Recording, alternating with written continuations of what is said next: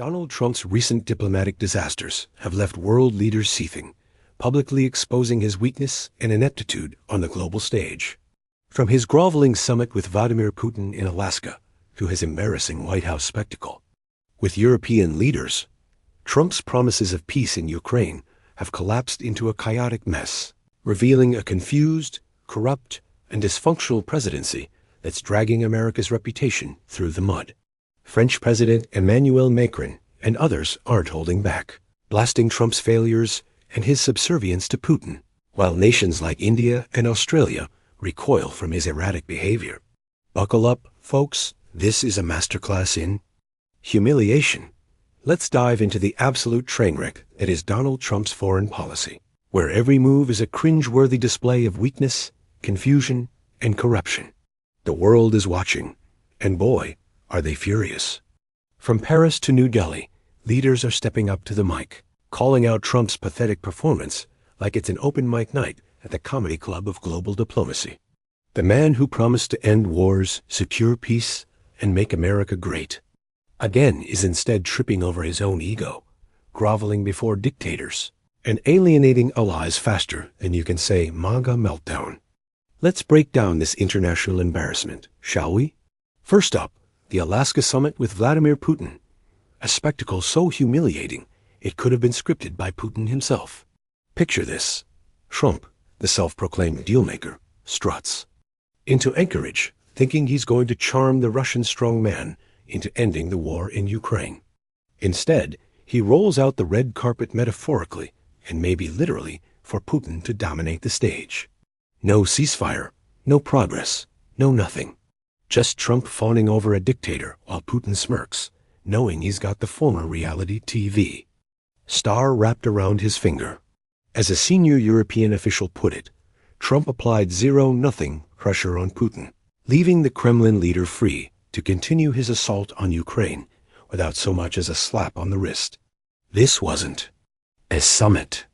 It was a masterclass in submission, with Trump playing the eager apprentice to Putin's puppet master. And then there's the hot mic moment that perfectly captures Trump's delusional weakness. Before a White House meeting with European leaders, Trump was caught whispering to French President Emmanuel Macron, saying, "I think Putin wants to make a deal. I think he wants to make a deal for me. Do you understand that?" As crazy as it sounds. Oh, Donald, it doesn't just sound crazy. It's certifiably unhinged. A man genuinely believes Putin is itching to cut a deal just to make him look good. This is the same Putin who's been bombing Ukrainian civilians while Trump plays diplomat. The same Putin who's made it clear he'll only negotiate when he thinks he's winning. Yet Trump, in his foggy haze of self-obsession, thinks this is about him.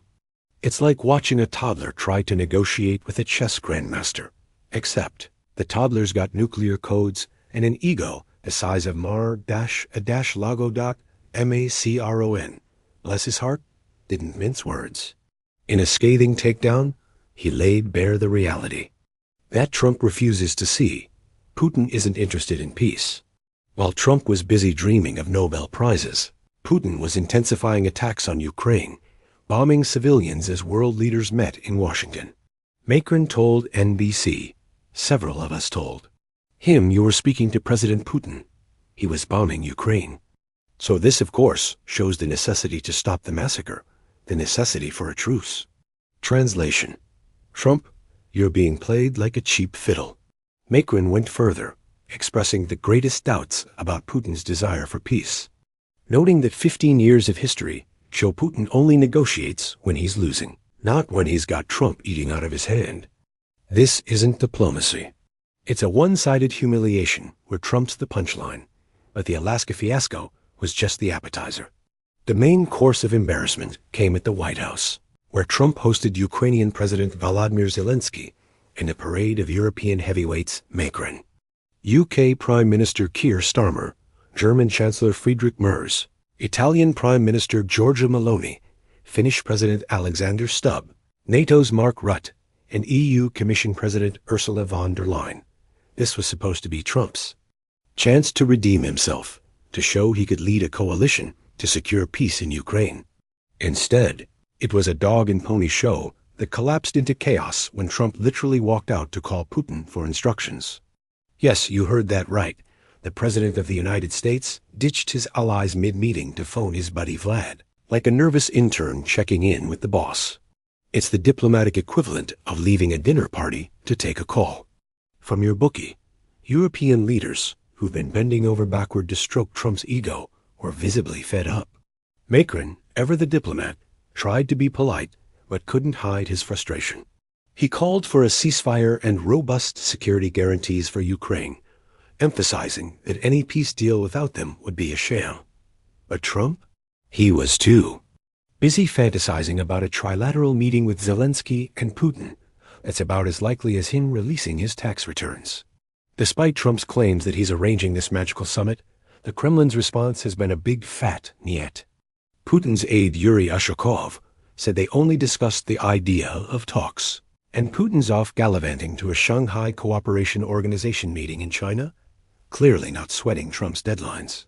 The so-called trilateral meeting is a mirage, a figment of Trump's imagination that world leaders are too polite or too exasperated to call out directly. Let's talk about those security guarantees, shall we? Trump's been touting them like they're a done deal, claiming Putin agreed to NATO-style protections for Ukraine. Sounds impressive, right? Except it's total hogwash. Putin has consistently rejected any NATO presence in Ukraine, calling it a red line. Trump's special envoy, Steve Witkoff, tried to spin this fantasy, saying Putin was open to Article 5-like protections. But there's zero evidence Moscow's on board. European leaders know this is nonsense. They're pushing for real guarantees, like European peacekeepers, to ensure Ukraine's sovereignty. Macron made it clear. Any deal must include a robust Ukrainian army, with no limits on its size or capacity, directly contradicting Putin's demands. Trump's response? A vague promise of air support, and a shrug that Europe should shoulder the burden. Translation: he's got nothing, and he's hoping someone else cleans up his mess. The dysfunction doesn't stop there. Trump's own team is a circus of incompetence. Take Treasury Secretary Scott Bessent, who went on Fox News to mock India, accusing them of Indian arbitrage by buying cheap Russian oil and selling petrochemicals to rich families. This from a guy who thinks tariffs are a personality trait. Bessent's smug attack ignored the fact that India's oil purchases from Russia jumped from 1% to 37% because Trump's policies have pushed allies away from the U.S. and toward Moscow and Beijing.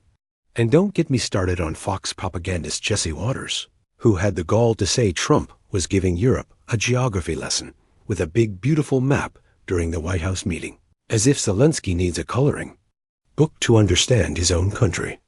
This is the level of clownery we're dealing with, a presidency so dysfunctional, it's turning allies into adversaries. Speaking of adversaries, let's pivot to India, where Trump's managed to torch decades of bipartisan work to build a strategic partnership. The U.S. has spent years wooing India, the world's largest democracy, to counterbalance China and Russia. But Trump, in his infinite wisdom, decided to cozy up to Pakistan, India's arch-rival, because, apparently, they offered him Bitcoin and some shiny business deals for his family. Former National Security Advisor Jake Sullivan nailed it when he said Trump's thrown the India relationship over the side for personal gain, sending a signal to every ally that America's word is worthless. India's response? A big middle finger, with their media reporting they'll buy more Russian oil just to spite Trump's bullying. Prime Minister Narendra Modi had to publicly correct Trump's delusional claim that he brokered peace between India and Pakistan, clarifying there was never any discussion of U.S. mediation. Trump's response? Keep lying, keep taking credit, and keep alienating a key ally. It's corruption wrapped in incompetence, tied with a bow of arrogance. Australia's not faring much better. Prime Minister Anthony Albanese is livid, and for good reason. Trump's been disrespecting Australia, threatening to unravel the AUKUS agreement, a critical defense pact between the US, UK, and Australia, while snubbing Albanese entirely. Australians are regretting their commitment to a UK-US, and Trump's making it worse by treating them like an afterthought. Albanese joined a coalition of the willing call with European leaders, emphasizing sustainable support for Ukraine. But Trump's nowhere to be found in that conversation. Meanwhile, Australia's Sky News, basically Fox News with a kangaroo logo, tried to spin Albanese's refusal to meet Trump as weakness. Weakness? No, it's called self-respect. Why? Would any leader want to step into Trump's gaudy White House bordello, as one critic put it, to deal with a man who can't even spell diplomacy? Even Canada, our polite northern neighbor, is fed up. Prime Minister Justin Trudeau and Ontario Premier Doug Ford, despite their political differences, are united in their exasperation with Trump's unpredictability. Ford, a conservative, called Trump a different type of cat who might come up with some cockamamie idea at any moment. That's a conservative ally talking, folks. Trudeau's trying to navigate trade talks while Trump's threatening tariffs and tweeting about non-existent deals.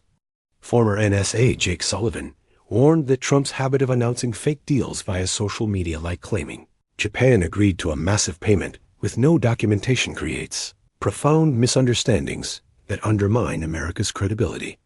Japan's response? A polite but firm, no, that's not what we agreed to. This is Trump's foreign policy, a chaotic blend of lies, tweets, and imaginary victories that leave allies scrambling and adversaries laughing. Back to Ukraine, where Zelensky's fighting for his country's survival while Trump plays footsie. With Putin, the Ukrainian president was crystal clear. Any deal must include ironclad security guarantees to protect Ukraine's sovereignty.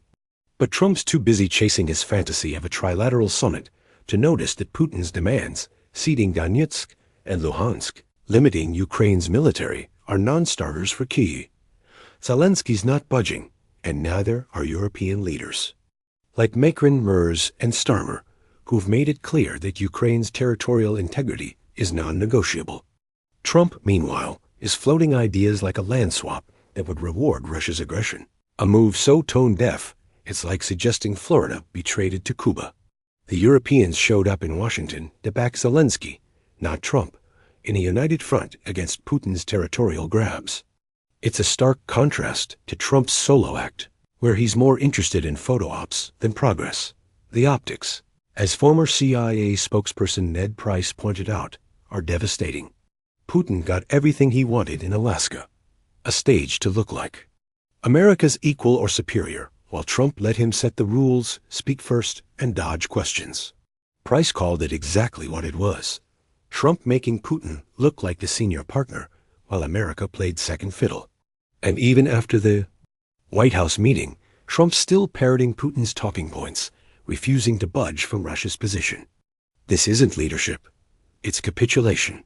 It's Trump bending the knee to a dictator who's laughing all the way to the Kremlin. Let's not forget the domestic fallout. Trump's base, the MAGA faithful, are eating up his America first rhetoric, but even they might balk at the idea of U.S. troops or resources being committed to Ukraine's security. Trump's trying to thread the needle promising peace while avoiding any real commitment, but it's a tightrope he's too clumsy to walk.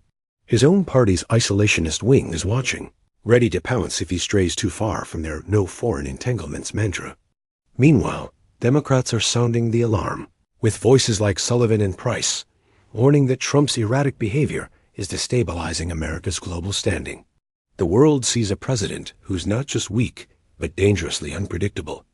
A man who'd rather tweet about fake deals than face reality. Finland's President Alexander Stubb brought a personal angle to the critique, reminding us of the stakes. His family lost territory to the Soviet Union after World War II, a wound that still stings. Stubb's clear. Putin's ambitions haven't changed since Georgia or Ukraine, and only a united front of Team Europe and Team US can stop him. But with Trump at the helm, that unity is crumbling. Stubb's call for Ukraine's sovereignty and territorial integrity is a direct rebuke to Trump's land swap fantasies, a reminder that appeasing dictators only invites more aggression. Trump's too busy chasing his own legacy to notice, telling Fox News that ending the Ukraine war will get him to heaven. Heaven? More like the diplomatic doghouse where he's earned a lifetime reservation. And let's talk about the broader pattern. Trump's not just failing on Ukraine, he's alienating allies across the board. Australia's Albanese, Canada's Trudeau, India's Modi, and Europe's coalition of the willing are all signaling the same thing. They can't trust Trump's America. His tariffs, his cozying up to authoritarians, his obsession with personal deals over national interests. It's pushing countries toward China and Russia, undoing decades of U.S. diplomacy. Sullivan's warning about allies hedging against. The U.S. is chilling. If Germany, Japan, or Canada see India get thrown under the bus, they'll start looking for the exit too. Trump's not making America great. He's making it irrelevant. The corruption angle can't be ignored either. Trump's family profiting from deals with Pakistan's Bitcoin fund raises red flags that would make any ethics board faint. This isn't just bad optics. It's a blatant conflict of interest that puts America's strategic priorities second to Trump's personal enrichment. And his claim of solving 8 wars, including India-Pakistan, pure fiction, debunked by Modi himself, yet Trump keeps peddling it like a used car salesman. It's a lie so brazen, it's almost performance art, but it's not fooling anyone outside his cult following. The world sees through the bluster, and they're not impressed.